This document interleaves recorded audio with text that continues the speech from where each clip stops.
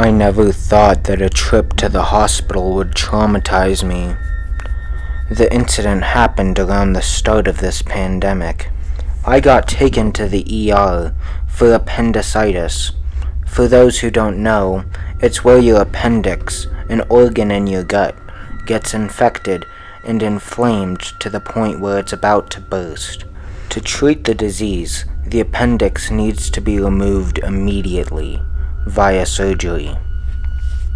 The operation was successful. The lower part of my gut still hurts, but it's not really as bad as the time I arrived. Before the surgery, it hurt like hell. They said I can go home after 1 or 2 days. I'm all alone here. Due to restrictions brought about by the pandemic, nobody can accompany me.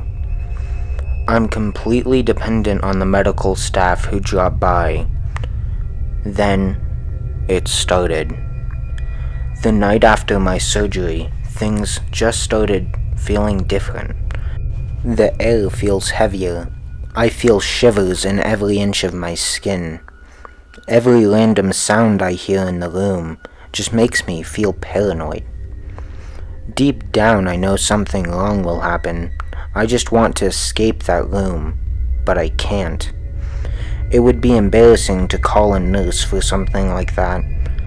I went against my instinct and tried to ignore that feeling to the best of my abilities.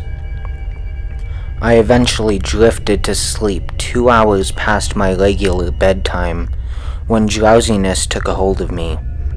My bed was a little elevated, so I could see what was happening around the room. I suddenly woke up. I can't move. I see in my peripherals, towards my right, something peeking out from the window. I can only see its head and its jet black eyes and long grayish hair. Its eyeballs are so large it was unhuman. Even though the windows are locked for some reason, it managed to open them. I saw a pale, thin, emaciated humanoid figure with long hair. It crawled unnaturally. It crawled on all fours but moved its limbs like how a spider moved. I was using all my strength to get up out of bed.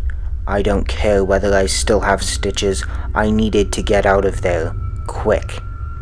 It slowly crawled towards me, and once it was beside me, it stood up. I never realized how tall it was till now. It was tall enough that its head almost reached the ceiling. As it looked down on me, I realized it had no eyes. It's only empty sockets where the eyes are supposed to be. It just continued to stare at me with a stern expression on its face for a considerably long amount of time.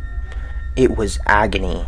I couldn't move, and I find it exhausting to breathe, like something heavy sitting on my chest. I'm trying to let out a scream, trying to at least fight back if ever this was my last day alive. I just couldn't. Everything changed once it smiled. Its smile was wide and almost reached both ears. It then tilted its head to the left, making a cracking sound.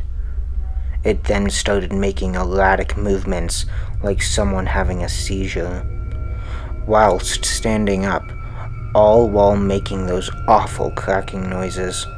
After a few moments, it suddenly grabbed a hold of both side railings of my hospital bed. Its face is inches from my face. After a few moments, it went back. Its head is now above my torso. He showed me, raising his left index finger. He then slowly put his finger on where my surgery wound was, his finger slowly stabbing through it. I felt my stitches and wound tearing open. The pain and agony were overwhelming.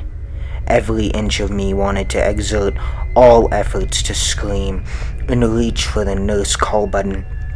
I wanted to fight off the beast, but all I can do is endure the excruciating pain. I couldn't move no matter how much I tried. Once the full length of its index finger was inside, it started mixing. He twirled his finger around while inside my gut. The pain was overwhelming. I wanted to faint. If this was a nightmare, I wanted to wake up. I was entirely aware of everything. The gurgling sound its finger made while twirling was sickening. As he was mixing, he started cackling. The sound was horrible. It was a mix of laughing and shouting. It got so loud, the sound started to hurt my ears. Right when my eardrums were about to burst from his laughing, I jerked up and woke up. My surgery wound was heavily bleeding. I felt very weak after, but mustered enough strength to reach for the nurse call button. I had a procedure that fixed the wound. I may have to stay in the hospital for a longer time. The doctor said that I had a case of wound descience, or that my surgery wounds reopened. They suspected it was because of a hypnic jerk. They said when I awoke suddenly that night and got up, the force I exerted might have reopened the wound. They gave me additional treatments for that. I did mention the sleep paralysis, but who would believe that a monster caused this? They have dismissed it as a sort of nightmare. Thankfully, I did not encounter that beast anymore. Even if I had to stay for a week to recuperate, I did not go to the sleep doctor. I do believe that that place is cursed, and that monster was real. I went for other solutions to prevent this from happening again.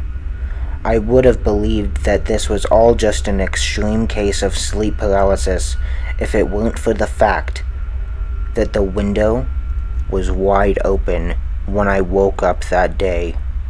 I feel sorry for the poor souls in that hospital who had to experience this.